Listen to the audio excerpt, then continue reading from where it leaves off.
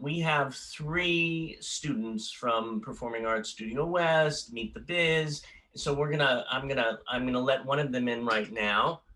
You might know this wonderful actress, Shannon Dierex, and she saw that you were coming on, Allie, and she said, "I have to. Can I come?" And there she is, Shannon. Hi, Shannon. Hey, How are you? I'm good. How are you? I'm great. I'm so glad you're here. So Shannon, you have a question for Allie? Oh yeah. If you could go anywhere in world, where'd you go? Oh, that's a great question. I love to travel. So, I think the first place on my bucket list at the moment is Hawaii. Oh, I've never been, and I am dying to go. I I I think I might try to plan a trip there like soon because after this year of not being able to travel at all, I like have this sort of feeling like why wait? Like just do the trip. Do the trip. Like don't wait. Don't put it off. So I would love to go to Hawaii and swim in the ocean and visit the rainforests and Gotta go to Maui. Maui. That's where I'm from. Yeah, You're from Maui? I grew up on Maui. Yeah. I had no idea. Okay. All right. Well, now I know who I'm going to talk to before I go. I love. Shannon, thank you for asking. Yeah, Welcome. thank you, Shannon, and we will see you soon. Thank you so much. Thank you. Thanks. Oh, I love that. We actually just jumped right into this conversation, didn't we? I know, right? We My God. didn't even let you do your intro, David. I'm so sorry. No, we did the intro right before you came in. So, Oh, okay. so it was perfect. It was magic. And yes, mine is Greece. That's where I want to go. Greece. Ooh, yeah. Next, we have, let's see. Oh, Katie Harney Johnson. Hello, Katie. Oh, she's connecting. She's connected there. Hello. Hi, Katie. Hi. How's it going? Katie. Hey. Katie, Allie. Nice to Nice to meet meet you. you No trouble. virtually. Yes. So you have a question for Allie? Yeah, I mean, I would have a million questions, but I only get one. And I'm having a hard time choosing, but okay. So you were the first wheelchair performer to win a Tony for your part in Oklahoma. And I remember that speech so well because as a performer with a disability, but also as a mom of a child who also has a disability, it was just, so touching because it made me think, look at the hope for the next generation. And I just wonder if you have any particular stories from people coming up to you after and telling you how that speech affected them. Yeah, there was a lot of people. And I think there were a bunch of young girls that came to see Oklahoma afterwards, Mm-hmm. um, after I won. And I remember meeting them afterwards, and, you know, they just said, this, I can't tell you like what this means to me because like now I know I can do it.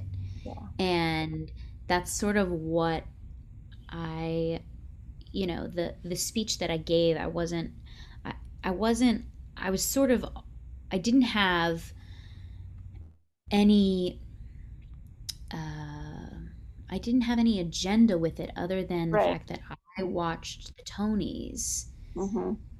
since I was a little girl and I had Mm-hmm. never seen anyone in a chair. And so to me, I was sort of like calling out to like all those younger alleys Mm-hmm. and all those young kids who just like have never seen themselves represented and how deeply that affects us. Yeah. Like representation really is a thing. Yeah. Like we say it and we talk about it, but like it is a thing Yeah. for young people. And so when these young girls came to see the show, uh and they were like, when you started to sing and then when you like did that thing and that dance, like they were like, I couldn't believe it. Like I couldn't believe it. Like now I know I can do it. And it wasn't like this is my dream. It was like now I know I can, which Right. to me uh is exactly what I want to do. I don't want people to like, you know, a lot of us talk about how like when people say like we're inspiring, like it's kind. You can feel it's Right. coming from a good place. Hmm. But it keeps people in some ways, I think, separate from Right. Yeah. us because it allows them to feel good about the way that they perceive you. Right. But to me, like, I think I really hoped that, obviously the award meant a lot to me because I had been working since I was 7 years old Mm. to not win a Tony. I just wanted to perform at the highest level. That Right. and I wanted to feel seen and accepted by a community that I loved and respected so much. Right. I didn't set out to be the first person. I didn't set out to win a Tony. I set out to do this thing that I couldn't live without. Yeah. And so I hoped that the speech also was like a call to action that like Yeah. this is I just won this, but this is like for all of you, that like saying like you can arrive here as well, and Yeah. like do not give up and work like harder than you ever thought you could work. And that was and that also, like when I met all these young people that came to see the show, was really important. I wanted to talk to them and I wanted to tell them like how like this was a dream for me, but it took work to get there. It's not enough to dream something. For Like sure. you have to put the action behind it. And that Sure. means giving up things. It means getting disciplined with yourself. It means getting focused with yourself. And it means like when one door doesn't open, to like take that energy, that anger, that pain, and fuel it to find a door that will. So, Right. so when those young girls came to see the show, um, and I would meet them afterwards and say hi, it was just like it was like selfishly it was like seeing myself, like a younger version of myself who had gone to see tons of Broadway shows, and Hmm. like it was a moment of realizing that they were able to see themselves up there. And I wished so badly that I had had that, Right. um, Hmm. because because this thing that I wanted, this dream of being on Broadway one day, like I because of how I was raised, I always was like, I'm gonna do this, but I didn't know exactly how. Right. And Yeah. for these young people like to see that like the how is being done, it's in front of you, you can have this. That was, I think, the most powerful part afterwards, and meeting those young girls. I That's love how you said, I wish I would have had it. The thing is, you had it. You actually did have it. You got it. Yeah, and that's one of the things, like David, we were talking about this at the beginning, like how do you know what you want to do, and like do you trust your gut? And also any of the opportunities and projects, like I think about one of the things that fuels me is like what did I wish I what had I wished that I had had. So like I've Mhm. just recently put out this book, And it's a Mhm. middle grade novel about a young girl who is in a chair, who moves from California to New Jersey and is introduced to theater for the first time. And it's a lot of it's based on my own experiences, but it's not my biography.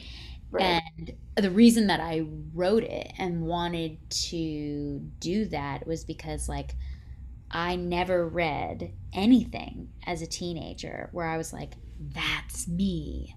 Yeah. That experience, that the way that that person articulated it, that's me. And when I finally met a community of people who were in chairs who, like, allowed themselves to be seen and shared their own experiences, Toby, you were one of those people. Yeah.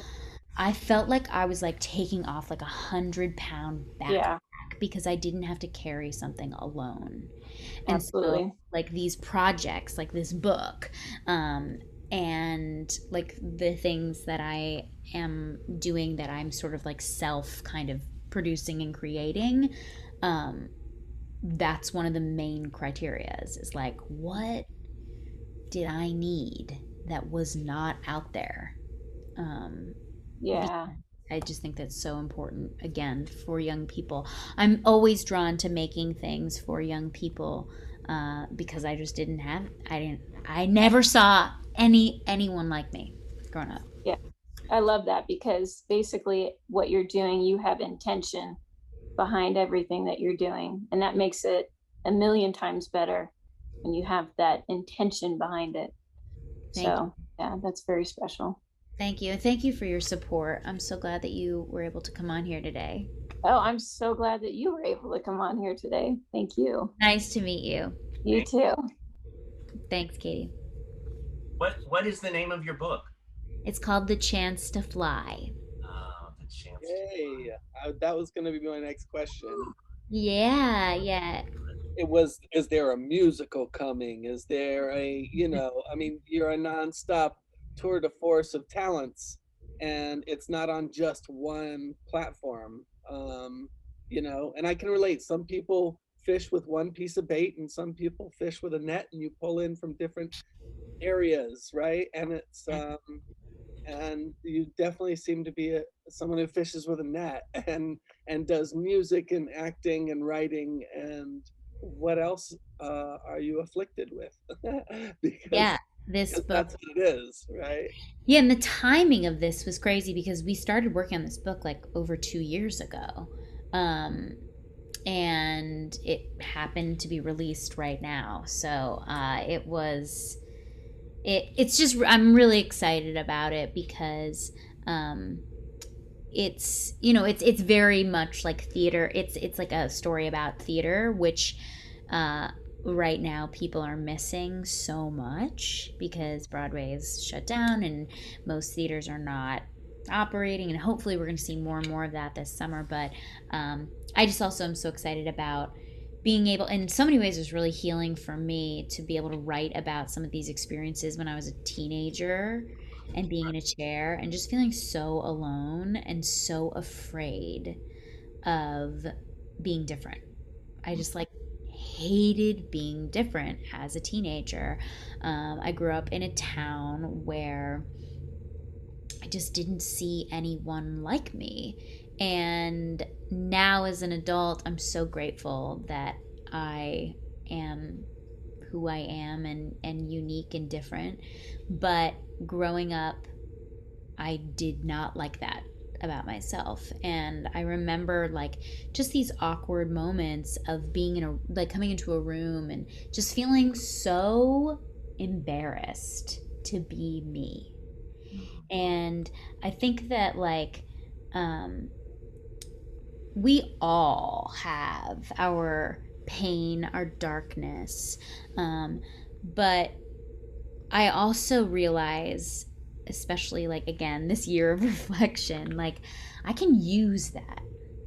I think that my power to create joy and light comes from the darkness that I have experienced as a child, as, a young person who just was very confused about why I was in this position and why I had to be, the one kid that like couldn't get out on the playground and play and like have these experiences. And I didn't feel gypped as a kid. That's never how I like it never translated in that way, but I did have this like fire in me that I knew I needed to use or I was going to explode.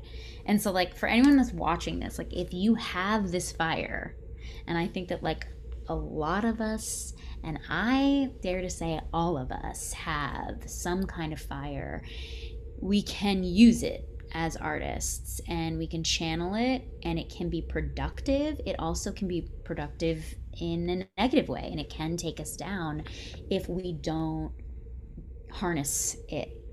Well, and you know what's interesting? It shows when you're on stage, when you're on screen, there's a powerful light behind your eyes, and it's amazing. Thanks. I feel like it's been a lifetime of unpacking all of it. Oh my gosh. Well, we now have Blair Webb is here. Blair Webb, Ali Str- Hi. and you know Toby. Hi. Nice to meet you. Yeah. Oh. Not me. It's so nice to meet you. Whoa. Wow. Where do you live, Blair? Where are you coming from? Where are you zooming from?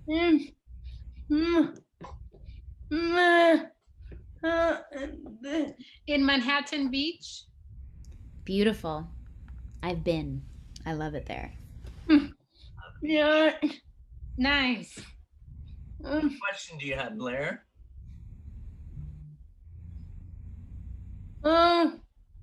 Yeah.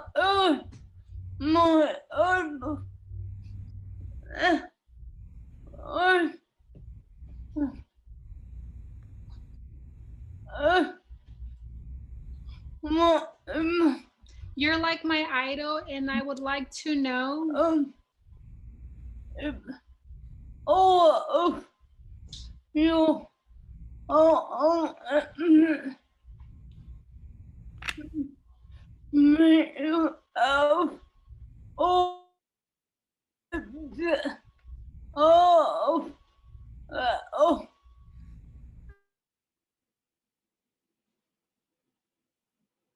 Out, or is it stressful? Or is it a lot of pressure? Well, first of all, thank you so much for saying what you said. And I think at this point in my life, it's all of it. I am proud. I'm stressed out. I do feel pressure. I feel relief. So to arrive at this place in my life and in my career, I know that I have worked so hard to get where I have gotten, and I feel so proud of that. But I do feel a great responsibility, Blair, to represent authentically and positively, and I think that we still have a really long way to go as far as representation in the industry. Like, I think we're in this diversity movement and we see so many more people of color and different, people, different gender and sexuality. And like, we're seeing all of that. And somehow I still feel like we don't see disability as often as we should. 1 in 5 Americans identify as being disabled. So I do feel a great responsibility because I don't want to be the only one. I want there to be hundreds and thousands more actors with disabilities, artists with disabilities who are getting opportunities. And so sometimes I feel like, am I doing enough? Am I helping other people get the work that they want and helping them achieve their dreams? Am I even in a position to be able to do that? I ask myself those questions, and I love what I do so much. I eat, breathe, and sleep it, and I've given my all my energy and my power, I think, to my career. And then I also ask myself, like, I also want a life. I want a family, and I want these other things. And I think this is not unique to somebody with a disability, but like, can you have it all? And can you create both a really full, successful career and have a family and have children and be married and have and we've been talking about this throughout this conversation about like having a disability. We have not seen ourselves represented nearly enough. Therefore, you wonder, is this possible for me? And so I think I do feel like overwhelmed sometimes by figuring out how to do it all, how to live this full life and stay true to myself and accomplish all the things that I want and stay healthy and happy. We can't do anything without our health, and that's, I know, something that for us that live with disabilities or live with any kind of illness or health issues, we really understand that, like, if you're down for the count, you're down for the count. Like, you can't go to the auditions, you can't do the shows, you can't do the days on set. So I feel all of that. I feel like you articulated it best, actually, Blair. Like I feel all of it, and I am really excited for the future and what is possible. And then I also feel sort of overwhelmed because we've had this crazy year, and to come back and reintegrate into the world and figure out how to do this maybe in a new way, to not go back but move forward, feels kind of crazy and also just really exciting. And thank you for asking that. That was a really good question. Thank you, Blair. Thank you. Nice to meet you. No, nice to meet you. I love Alex, this. do you have a favorite, I guess, moment, or maybe even worse moment where you were just like fighting through the trenches because the show must go on? Anything like that, or any favorite characters that you got to play or moments that you might have had besides obviously winning a Tony and being on that stage? Well, speaking of the one and only, um, what a surprise! Judy's connecting to audio. Well, yes, that was like totally one of my favorite moments, playing Judy. Hi! Yay! Hi. Oh, Wait, you're muted. asked to unmute. I'm not muted anymore. Hello. So great to see you. It's so good to see you. How's it going? Well, I love that white couch. It's actually a bed. It's a hotel. It's a hotel bed. I'm in a hotel. Where? I'm in Atlanta. Oh, what are you doing in Atlanta? I'm shooting something this week, but I'm not. I'll text you what it is. I can't tell you here. But how was the Oscars? They were amazing. I'm totally waiting for when you're going to be there. Thank you. Definitely. I think it's wonderful. You, Allie, you were at the Tonys. Judy, you were at the Tonys, and Toby was at the Oscars. Well, Judy was at the Oscars, and Toby last year at the Oscars. Yeah, I love this. Representing. Tony, you were in the choir yeah. The only thing I cared about in that choir, honestly, was that same thing what you were talking about before, Allie, was that little kids would see that there was a wheelchair on the stage, and that was it's all I cared about. I was like, all right, am I high up enough? I raised my elevator up as high as I could go. Well, it wasn't that they saw a wheelchair. As long They as saw a those little kids- person. It's they saw you and Allie and me and Jimmy and Andrea in wheelchairs. That's it. I have to say, those were my, like, when I watched those, it was my favorite part. It's like, the friends in the audience, friends on the stage. But Really lovely. I was just asking Allie, kind of, and I guess you were really a spearhead. You know, you guys have both played that role of being spearheads for a community and really like paving the way. And what was it like, I guess, to see yourself represented by someone else in such a wonderful and humorous way? Well, for me, I loved it. It's so great. And I thought she did a really fantastic, we'd never met each other. We didn't meet each other. yet. No, we didn't meet each other until the day after it showed at Junior's. And I was so happy to be there with her, introducing her to foods that because she's from New Jersey, she didn't know.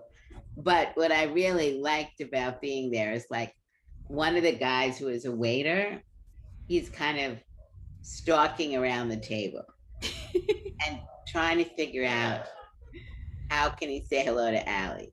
So he kind of sheepishly comes over and tells her how he's seen Oklahoma, I don't know, 3 or 4 times. And she like lights up and she's so gracious. And it was such, to me, a wonderful moment because she was in Oklahoma and he was like so in love with Allie, her singing, her acting, her persona. And I thought, this is so great. And then we taught her how to eat some better food, but it was. Well, it was such a dream for me to play Judy and to then, meet and then have this friendship. And we've been talking about this for like an hour, but like to not have that representation for me growing up and to finally now have you in my life, someone I look up to, somebody who's, paved these roads and who's, decided that like actually the way that things are is not okay and I can change them.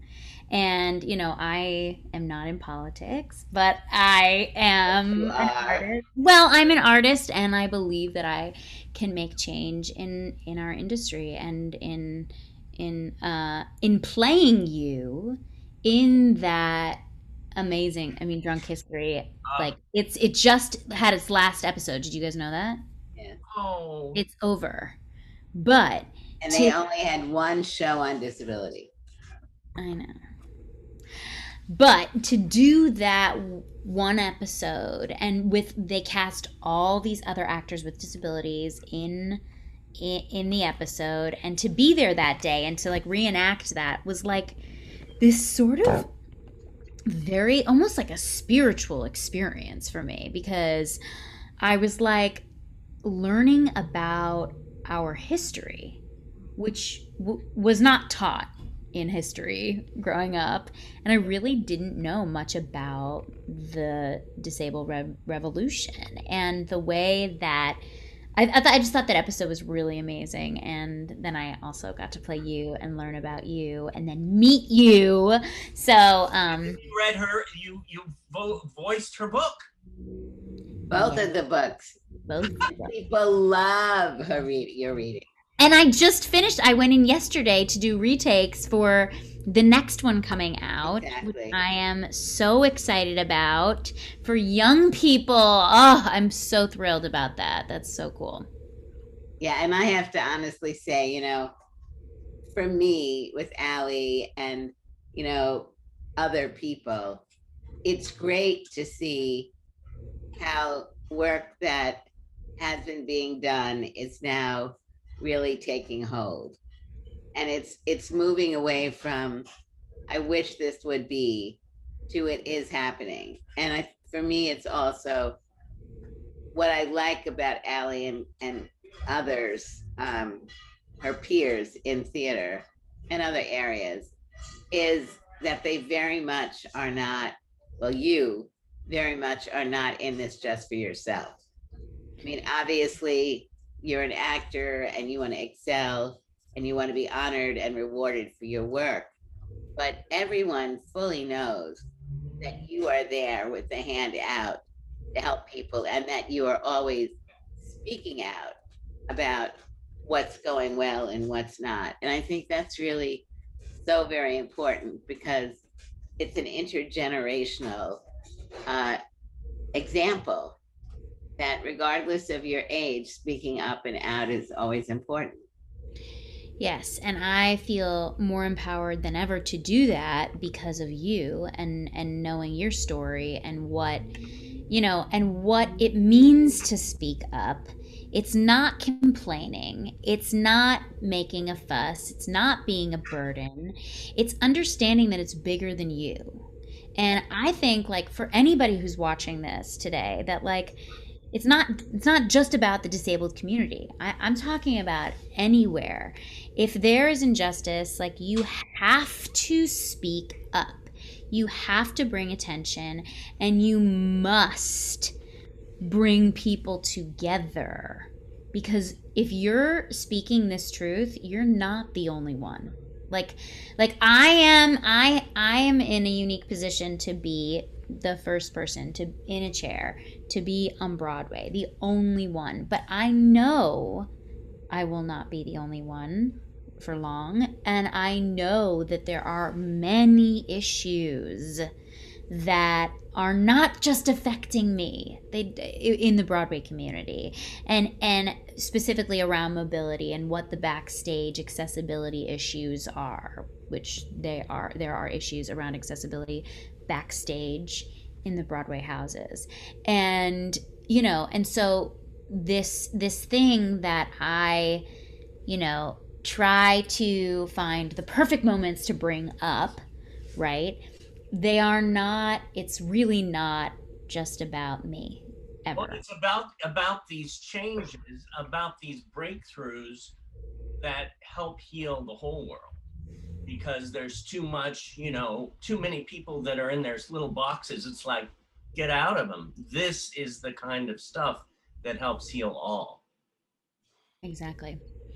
And in our conditioning, um we were speaking, Judy, not too long ago about this, about my book, The Chance to Fly, that just came out, and to articulate sort of all these moments of my life growing up where I felt injustice. I felt moments that were not right, and I didn't have the words and the confidence and the guts yet to say them. I mean, So neither did I. yeah, I know. And that's when I was reading your book and I was reading the parts of when you were a kid, I was just like tears were like streaming. I was like, we have to stop. I have to like take a moment because those moments, like your moment at the candy shop, like my moment of being told that like I can't do the dancing in this musical when I'm 9 years old, it didn't sit right.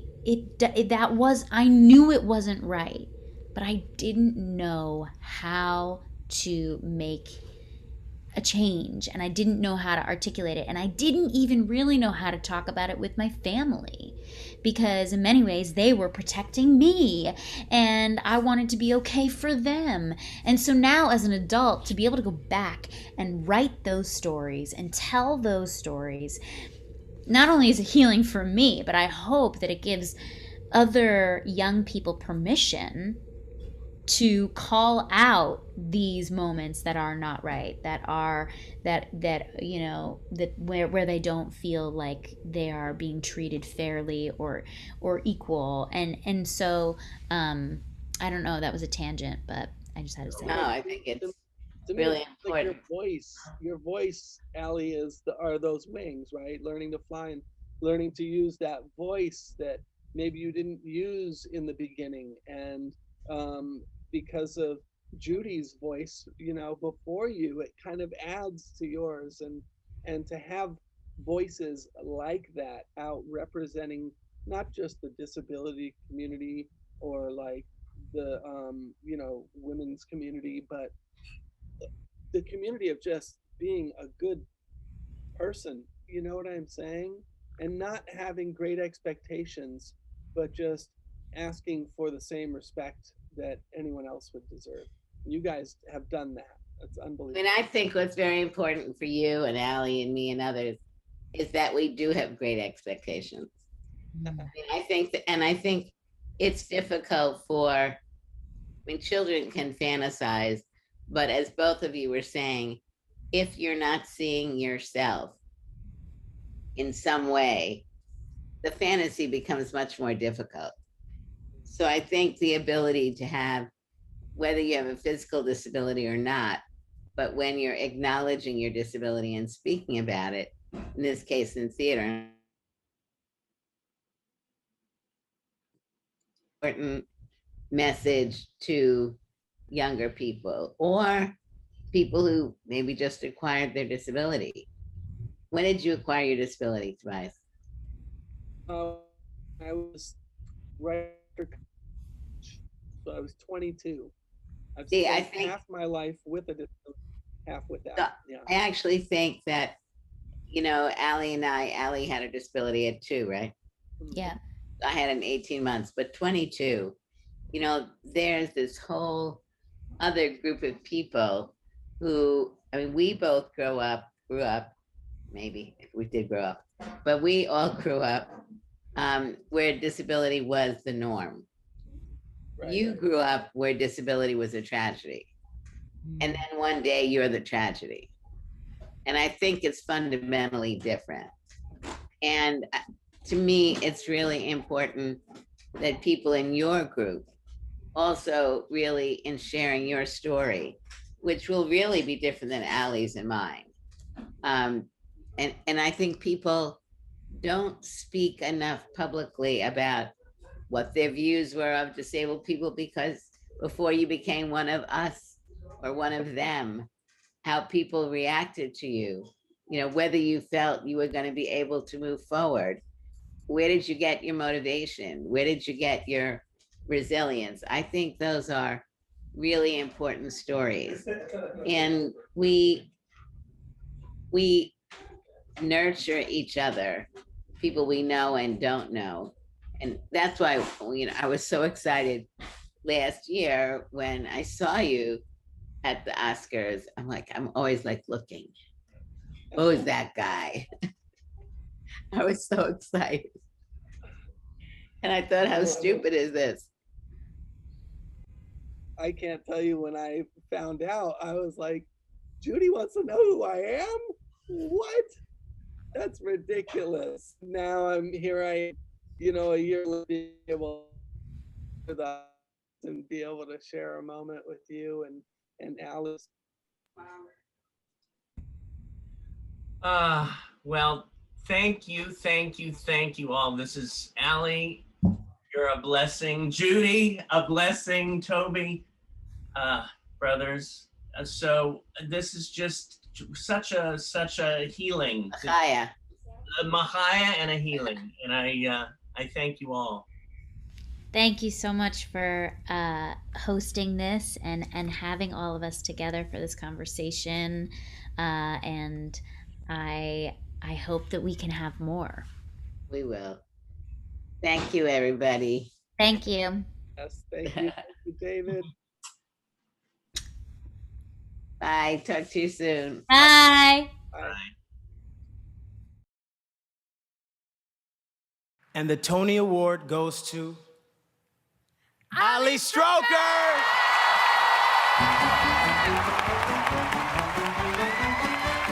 Ali Stroker missed her Oklahoma callback during a canceled flight and won the part through a self-taped performance.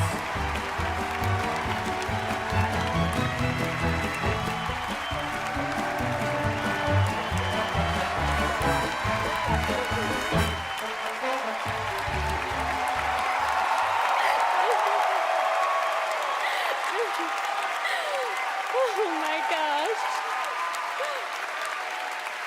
Thank you. Thank you so much.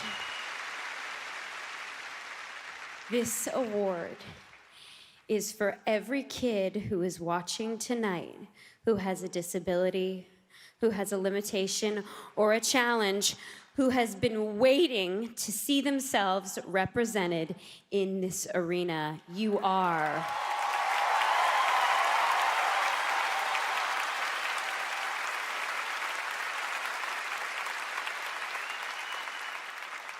There are so many people I need to thank. First, I want to thank my representation, Jed, Ted, and Rachel. Next, I want to thank my Oklahoma family, Eva, Daniel, and my entire cast. Thank you for having my back. Finally, I need to thank my home team, my best friends who have held my hands and pulled me around New York City for years, helping me. And finally, my family, Jake, Alyssa, JP, Tori, and Dan. Mom and Dad, thank you for teaching me to use my gifts to help people. I love you. We did it.